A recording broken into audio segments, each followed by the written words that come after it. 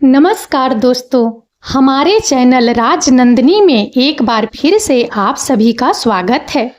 आज हम एक ऐसे विषय पर बात करने वाले हैं जो हमारे जीवन के सबसे गहरे और महत्वपूर्ण रिश्तों में से एक है, विवाह।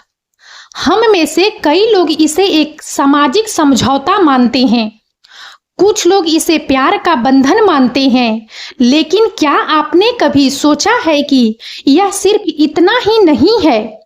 विवाह एक आध्यात्मिक यात्रा है और इस यात्रा में आपकी पत्नी सिर्फ आपकी जीवन साथी नहीं है, बल्कि वो आपका कर्म भी है और आपकी कृपा भी।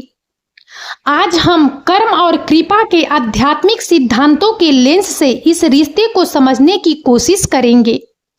यह वीडियो आपको अपने रिश्तों को एक नई दृष्टि से देखने में मदद करेगा, जहां चुनौतियां सिर्फ परेशानियां नहीं बल्कि सीखने के अवसर हैं, और जहां प्यार सिर्फ भावना नहीं बल्कि एक दिव्य उपहार है। तो चलिए इस आध्यात्मिक यात्रा को शुरू करते हैं। कर्म का सिद्धांत। पत्नी आपका कर्म कैसे है? सबसे पहले बात करते हैं कर्म के सिद्धांत की। कर्म का अर्थ है क्रिया। यह एक शाश्वत नियम है कि हम जो भी करते हैं, सोचते हैं या बोलते हैं, उसका परिणाम हमें जरूर भुगतना पड़ता है। हमारे पिछले जन्मों के कर्म ही हमें इस जन्म में एक विशेष परिवार, एक विशेष परिस्थिति और एक विशेष व्यक्ति के साथ जोड़ते हैं। नंबर 1, विवाह एक क्रमिक बंधन के रूप में। क्या आपने कभी सोचा है कि लाखों करोड़ों लोगों में से आप उसी एक व्यक्ति से क्यों मिलते हैं और उससे शादी क्यों करते हैं? यह संयोग नहीं है, यह एक क्रमिक बंधन है। आपकी पत्नी के साथ आपका रिश्ता पिछले जन्मों के अनसुलझे खातों का परिणाम है। हो सकता है कि आपने पिछले जन्म में कुछ ऐसा किया हो जिसका हिसाब इस जन्म में चुकाना है, या हो सकता है कि आप दोनों को मिलकर कोई विशेष सबक सीखना हो। कई बार हम शादी के बाद कुछ ऐसी चुनौतियों का सामना करते हैं जो हमें समझ नहीं आती, जैसे लगातार झगड़े, एक दूसरे की आदतों से परेशानी या पैसे को लेकर तनाव। ये सब अक्सर हमारे पुराने क्रमिक ऋणों को निपटाने का एक माध्यम होते हैं। नंबर 2, पत्नी के रूप में कर्म, चुनौतियां और सबक। आपकी पत्नी आपके जीवन में कर्म के रूप में कैसे आती है, इसके कई उदाहरण हैं। अहंकार को तोड़ना। एक पुरुष के रूप में हमारा अहंकार अक्सर बहुत मजबूत होता है। हमें लगता है कि हम सब कुछ जानते हैं और हमारा तरीका ही सही है, लेकिन शादी के बाद आपकी पत्नी की राय, उसकी आलोचनाएं और उसकी मांगें आपके अहंकार को चुनौती देती है।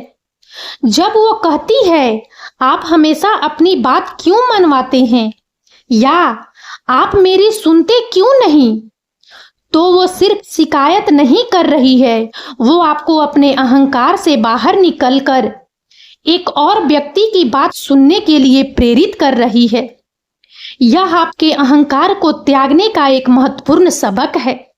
धैर्य और सहनशीलता। हम सब में कमियां होती है। आपकी पत्नी की कोई आदत आपको पसंद नहीं हो सकती, या उसका बात करने का तरीका आपको परेशान कर सकता है। यहाँ आपका धैर्य और सहनशीलता का इम्तिहान होता है। कर्म का सिद्धांत कहता है कि आप जिस चीज से सबसे ज्यादा परेशान होते हैं, उसे आपको सबसे ज्यादा सीखना होता है। उसकी कमियों को स्वीकार करना और उसके साथ प्यार से रहना, यही आपके कर्म को सुधारने का तरीका है। जिम्मेदारी और कर्तव्य। विवाह सिर्फ प्यार का रिश्ता नहीं है, यह जिम्मेदारी और कर्तव्य का भी रिश्ता है। परिवार की देखभाल करना, बच्चों की परवरिश करना और आर्थिक रूप से स्थिर रहना, ये सभी क्रमिक कर्तव्य हैं। आपकी पत्नी आपको इन कर्तव्यों को निभाने का अवसर देती है। यह आपकी आंतरिक शक्ति और समर्पण को बढ़ाता है। क्रमिक ऋणों का निपटारा। अगर आप दोनों के बीच कोई बड़ी चुनौती है, जैसे विश्वास की कमी या लगातार गलतफहमी, तो यह संभव है कि यह पिछले जन्म के किसी अनसुलझे मसले का हिस्सा हो। इन चुनौतियों का सामना करने से आप इन ऋणों को चुकाते हैं। अगर आप अपने अहंकार को छोड़कर ईमानदारी और प्यार से इन चुनौतियों का सामना करते हैं, तो आप इस क्रमिक चक्र से मुक्त हो सकते हैं। आपकी पत्नी कर्म के रूप में आपके सामने एक दर्पण की तरह खड़ी है। वो आपको वो सब दिखाती है जो आपको खुद में बदलने की जरूरत है। ये चुनौतियां सजा नहीं है, बल्कि ये आपके आध्यात्मिक विकास के लिए एक आवश्यक प्रक्रिया है। कृपा का सिद्धांत। पत्नी आपकी कृपा कैसे है? अब बात करते हैं दूसरे पहलू की। कृपा कर्म से परे है। अगर कर्म का सिद्धांत जैसा बोओगे वैसा काटोगे है, तो कृपा का सिद्धांत बिना कुछ किए ही प्राप्त करना है। यह एक बिना शर्त उपहार है, एक दिव्य आशीर्वाद है जो आपकी योग्यता या कर्मों पर निर्भर नहीं करता। नंबर 1, बिना शर्त प्रेम और समर्थन। आपकी पत्नी आपके जीवन में कृपा के रूप में आती है जब आप सबसे कमजोर होते हैं। जब आप खुद पर विश्वास खो देते हैं, तब उसका बिना शर्त प्रेम और समर्थन एक दिव्य उपहार की तरह होता है। उसकी एक मुस्कान, एक सहारा देने वाला हाथ या एक प्यार भरा शब्द आपको फिर से खड़ा करने की ताकत देता है। आपकी पत्नी आपकी सबसे बड़ी प्रशंसक है। वो आपकी सफलताओं पर गर्व करती है और आपकी असफलता में आपका हाथ थामे रहती है। यह प्रेम और समर्थन आपके कर्मों का फल नहीं है, बल्कि यह एक दिव्य कृपा है जो आपको बिना मांगे ही मिली है।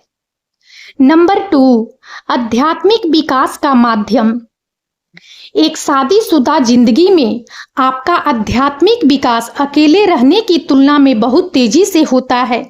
आपकी पत्नी आपको बेहतर इंसान बनने के लिए प्रेरित करती है। आत्म जागरूकता।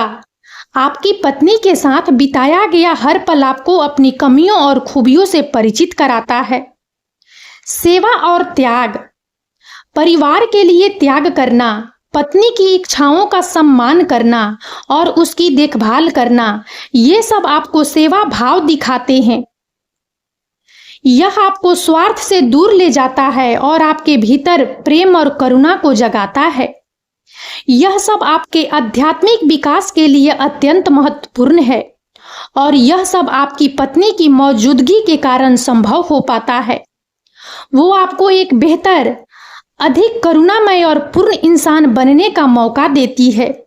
नंबर 3, साझेदारी और पूर्णता। भारतीय संस्कृति में विवाह को एक पवित्र बंधन माना जाता है, जहां पति पत्नी एक दूसरे के पूरक होते हैं। अर्धनारीश्वर की अवधारणा को याद करें, जहां भगवान शिव और देवी पार्वती एक ही शरीर में विद्यमान हैं। यह इस बात का प्रतीक है कि एक पुरुष अकेले अधूरा है और एक स्त्री के साथ मिलकर ही वह पूर्ण होता है। आपकी पत्नी आपके जीवन को पूरा करती है। वो आपकी कमियों को भरती है और आपकी खूबियों को उजागर करती है। यह एक ऐसी साझेदारी है जो आपको पूर्णता का एहसास कराती है। यह पूर्णता एक दिव्य कृपा है जो सिर्फ विवाह के माध्यम से ही प्राप्त होती है। कर्म और कृपा का संतुलन। तो क्या आपकी पत्नी आपका कर्म है या कृपा? इसका जवाब है दोनों। कर्म और कृपा एक ही सिक्के के दो पहलू हैं। आपकी पत्नी के साथ आपकी हर चुनौती आपके कर्मों का फल हो सकती है, लेकिन उस चुनौती का सामना करने और उससे सीखने की ताकत आपकी कृपा है। क्रमिक चुनौतियों को कृपा में बदलाव।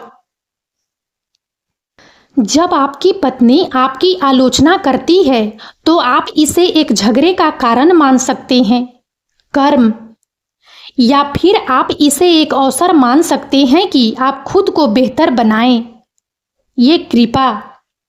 जब आप किसी बात पर असहमत होते हैं तो आप उसे अहंकार का विषय बना सकते हैं, ये कर्म है।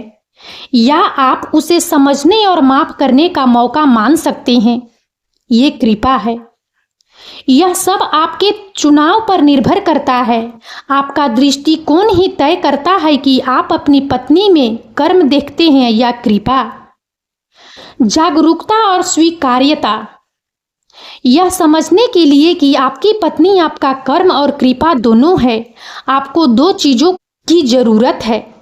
जागरूकता, अपने रिश्ते में चल रही हर घटना को ध्यान से देखें।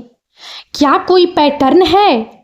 क्या आप बार बार एक ही तरह की चुनौतियों का सामना कर रहे हैं? अगर हाँ, तो यह आपके कर्म का संकेत हो सकता है। स्वीकार्यता, स्वीकार करें कि आपकी पत्नी के साथ आपका रिश्ता एक आध्यात्मिक यात्रा है। उसकी कमियों को स्वीकार करें और अपनी कमियों को भी। तो दोस्तों, अगली बार जब आप अपनी पत्नी को देखें तो सिर्फ उसे अपनी जीवन साथी के रूप में न देखें, उसे उस आध्यात्मिक शक्ति के रूप में देखें जिसने आपको जीवन के सबसे गहरे सबक सिखाने के लिए चुना है, कर्म। और उसे उस दिव्य उपहार के रूप में भी देखें जिसने आपको बिना शर्त प्रेम, समर्थन और पूर्णता दी है, कृपा। आपकी पत्नी आपके जीवन की सबसे बड़ी आध्यात्मिक शिक्षिका है। वो आपको प्यार करना, माफ करना, धैर्य रखना और सबसे बढ़कर एक बेहतर इंसान बनना सिखाती है। आपका विवाह एक पवित्र यात्रा है और यह यात्रा आपको आपके अंतिम लक्ष्य आत्मज्ञान की तरफ ले जाती है। और अब इस वीडियो में इतना ही। यदि आप सबको हमारा यह वीडियो अच्छा लगा हो तो प्लीज़ इसे लाइक करें और ज़्यादा से ज़्यादा शेयर करें ताकि हमारा मनोबल इसी प्रकार से बढ़ता रहे और हम एक से बढ़कर एक ज्ञानवर्धक वीडियो लेकर नियमित रूप से आप सबकी सेवा में उपस्थित होते रहें। और तब तक के लिए बने रहें हमारे चैनल राजनंदिनी पर। हम बहुत जल्द एक नए ज्ञानवर्धक वीडियो के साथ एक बार फिर से आप सबकी सेवा में उपस्थित होंगे। जय हिंद, जय भारत।